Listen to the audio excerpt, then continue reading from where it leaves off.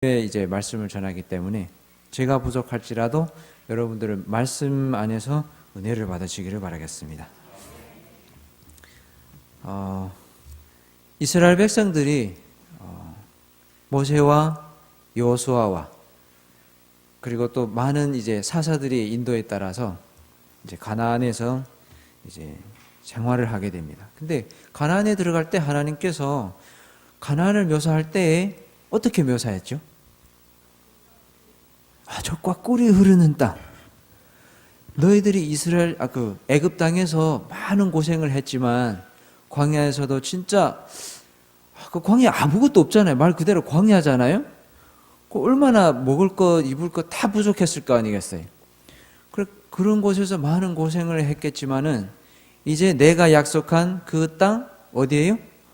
가나안에 들어가면은 너희들이 참 평안을 누릴 수 있을 것이다. 안식을 누릴 수 있을 것이다 라고 약속을 했습니다. 그리고 우리에게 복을 주실 것을 약속을 했습니다.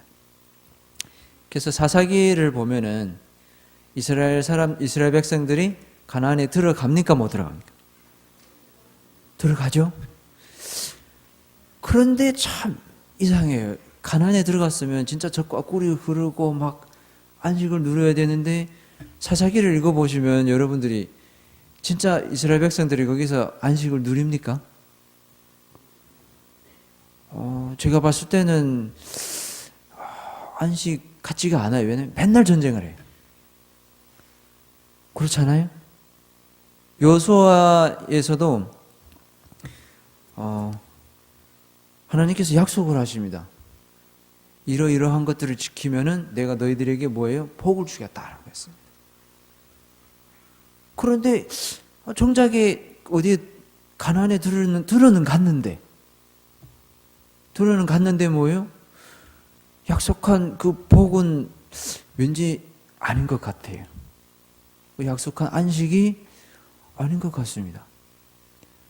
사사기 1장을 딱 읽어보시면 사사기가 뭐로부터 시작이 됩니까?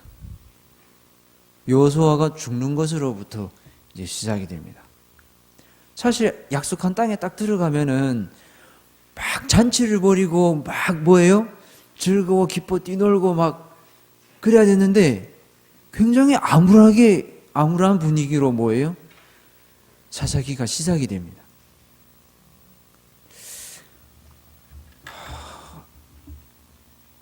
전쟁은 계속 지속되고 이스라엘 사람들에게 주어진 사명은 아직 끝나지가 않았어요.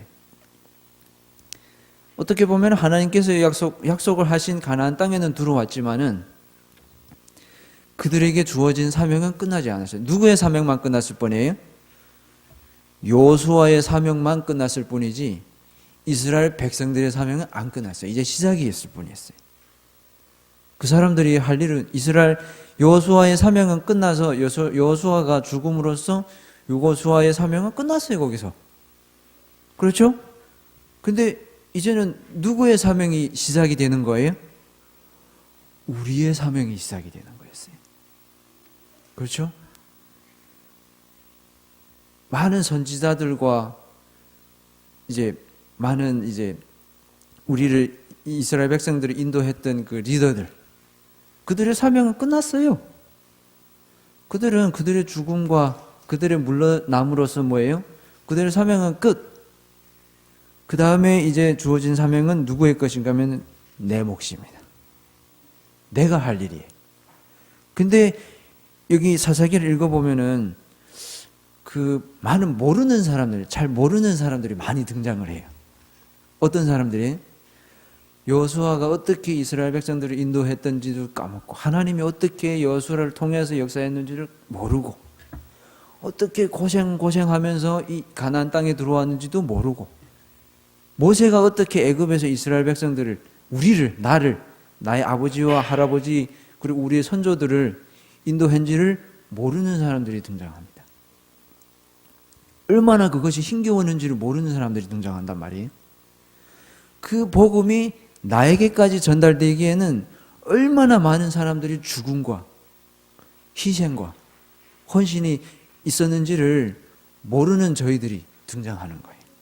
저희는 몰라요.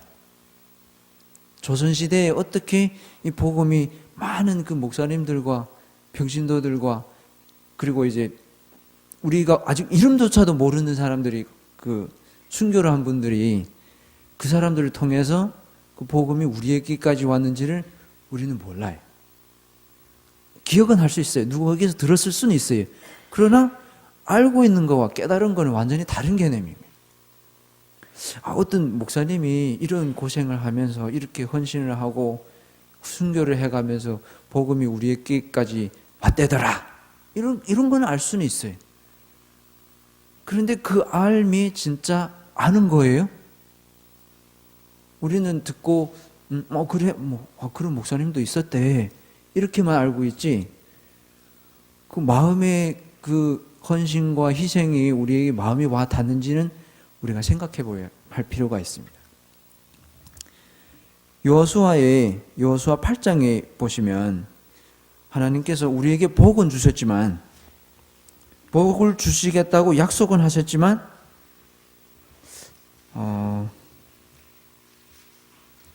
20절 8장 20절에 있는 말씀 보겠습니다. 찾으신 분이 있으시면 8장 20절에 있는 말씀 큰 목소리로 한번 읽어주시면 감사하겠습니다.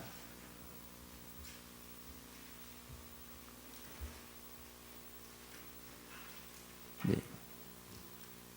8장 아니고 죄송합니다. 여호수아 24장 20절입니다. 죄송합니다. 제가 순간 헷갈렸습니다. 24장 20절입니다. 24장 20절입니다.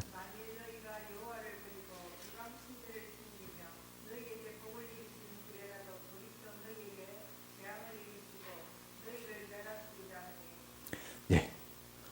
굉장히 무서운 말이죠. 근데 우리는 항상 하나님을 어떤 분으로만 인식하기를 원하냐면은 하나님에게는 사랑만 있고 공의는 옆으로 잠깐 놔두고 은혜만 있고 절대로 우리에게는 벌을 내리지 않고 은혜의 복을 걷어가지 않으시는 분으로만 생각하기를 원하는 왜? 나는 계속 내 마음대로 살아가야 되기 때문에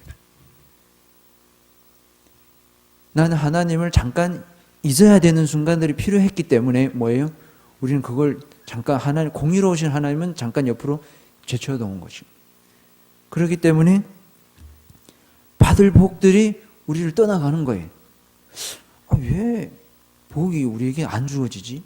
왜 분명히 가나안 땅에는 들어왔는데 분명히 하나님의 성전에 내 몸을 지금 담그고 있는데 왜 나에게는 복이 없지? 왜 안식이 없지? 이상한데? 안식은 내 마음에 평안이 와야 되고 하나님께 감사가 저절로 나와야 되고 항상 즐거워야 되는데 왜 나한테는 기쁨이 없고 항상 불안하고 그 불평과 불만으로만 가득 차 있을까? 이상한데?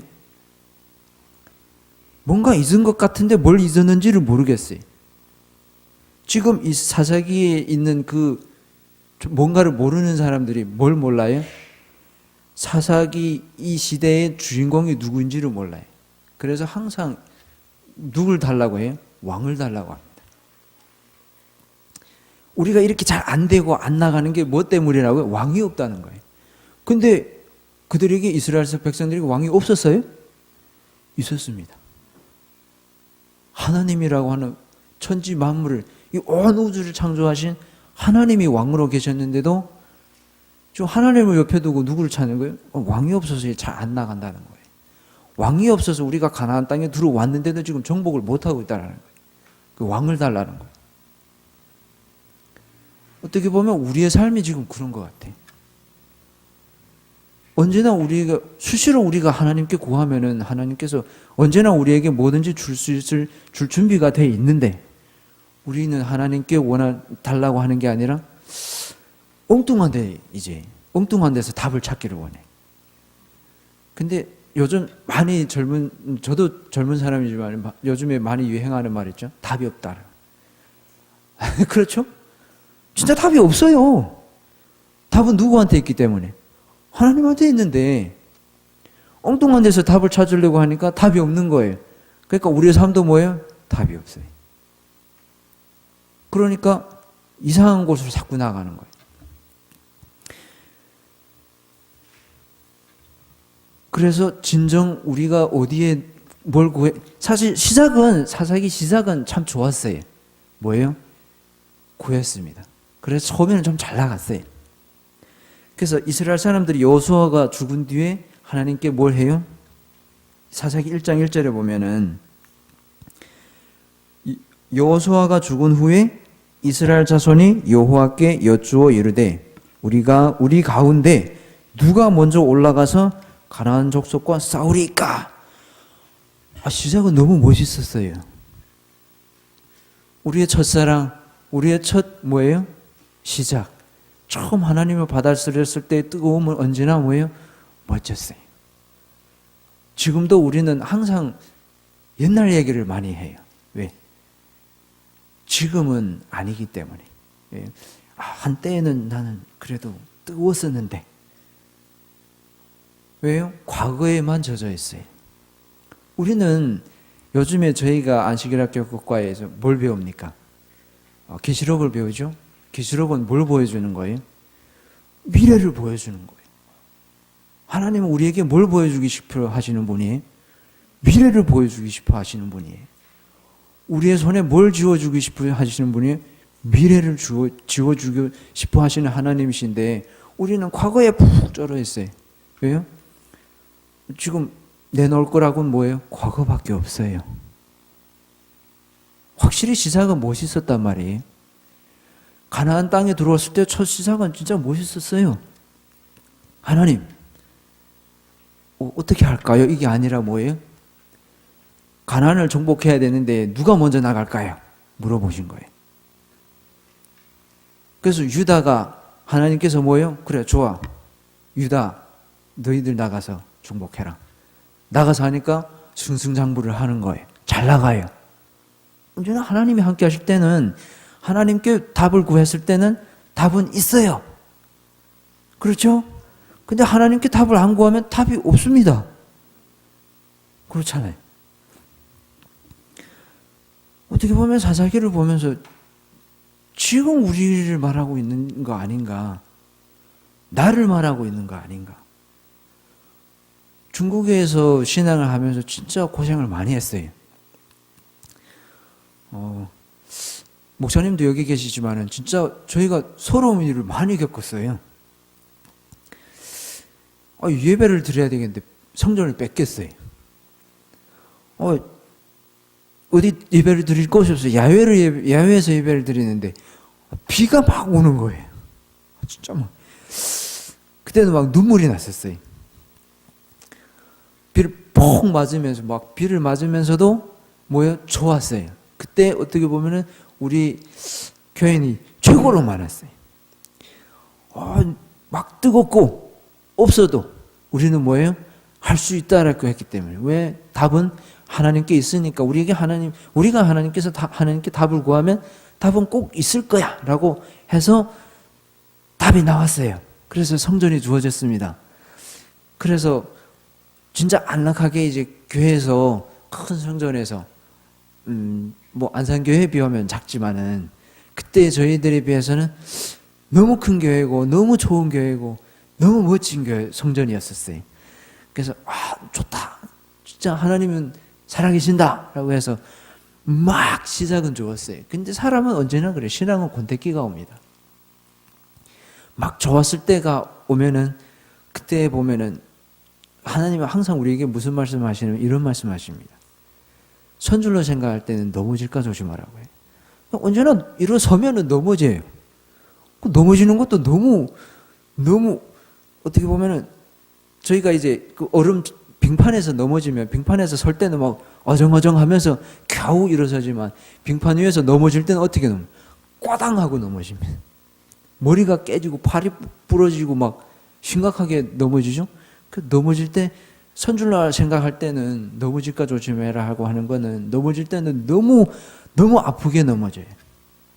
그래 가나안 땅에 들어갔던 이스라엘 백성들이 가나안 족속들에게 막 쫓겨다니고 막 가나안 족속들에게 코에 막 끌려가지고 우상 숭배까지도 하고 그래요. 저희들이 안 할 것 같아요? 저희들이 하나님을 떠나면 충분히 이스라엘 백성들을 버려도 배로 겁절로 더 심하게 할 수도 있습니다. 하나님을 떠나면 내 지금 믿음이 좋다고 생각하면은 그때 나는 이 정도면 믿음이 좀 괜찮은데 할 때면은 조심해야 될 때. 그때는 뭐예요? 우리의 발길을 비춰주시는 말씀에 뭐예요? 무장되어 있어야 돼. 왜냐하면 수시로 저희들은 넘어질 수 있다라는 말이에요. 나는 이제 이 정도면 성전이 이 정도면 괜찮지. 이 정도면 이제 복음이 이제 많이 전파된 건데 확실히 많이 전파됐어요. 근데 세상 끝은 아니에요. 가나안에 들어는 왔어요. 그러나 가나안 전체를 정복한 건 아니었어요. 가나안에 이제 들어왔다고 이제 좀 편안하게 신앙한 지 며칠 됐다고 얼마 됐다고 이제는 막 뭘 하기 시작해요? 타락하기 시작하는 거. 뭘 까먹었어요? 여호수아는 자기의 사명을 잊지 않고 수행했지만은 이스라엘 백성은 자기의 사명을 까먹었어요. 세상 끝까지 복음을 전파해야 된다는 사명을 깜빡했어요. 가나안 땅이 아직은 우리의 것이 아니라는 것을 망각했어요. 그래서 뭐예요? 별의별 죄를 다 저지릅니다. 이 사사기의 주인공은 하나님인데 이때 이스라엘 백성들이 맨날 왕을 달라고 하고 하나님이 얼마나 서러웠겠어요. 내가 왕인데 내가 아버지인데 아버지를 달라고 내 아버지 누구입니까? 라고 하나님께서 얼마나 속상하셨겠어요. 어떻게 보면은 지금 저희들이 그런 일을 할지도 모릅니다. 그래서 저도 이제 많이 이제 돌이켜 보게 돼 어쩔 수가 없는 것 같아요. 저도 주인이라 가지고 나도 한때는 참 뜨거워서 내 모든 걸 다 내놓고 하나님을 위해서 뭐든지 할 수 있을 거라고 이제 막 끌었었는데 청년들이 모이기만 하면은 우리가 어떻게 해서 청년반을 막 하나님의 백성들로 막 모일 수 있게 할까? 어떻게 하면 우리 성전에 하나님의 백성들을 가득 차게 할 수 있을까? 어떻게 하면 세상 끝까지 복음을 전파할 수 있을까?